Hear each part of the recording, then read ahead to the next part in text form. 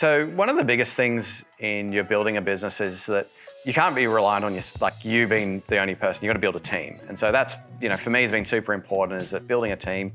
Today, we've got over 100 people inside of our business, and you've got to have the right people inside of the business, and you've also got to make sure that the people actually care about what you're building.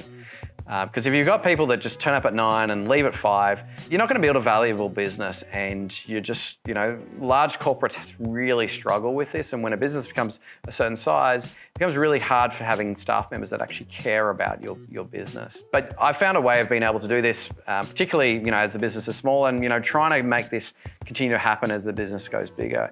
And one of the biggest things that I do is I really make sure that people know what we're building, and I make them part of the building process.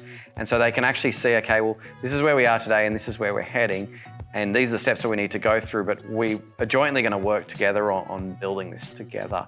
And I think when a staff member feels like they're part of the building, then they take more ownership over what they're actually doing. And I try not to micromanage. I allow them the freedom of being able to have choice and bring their own ideas to what we're building.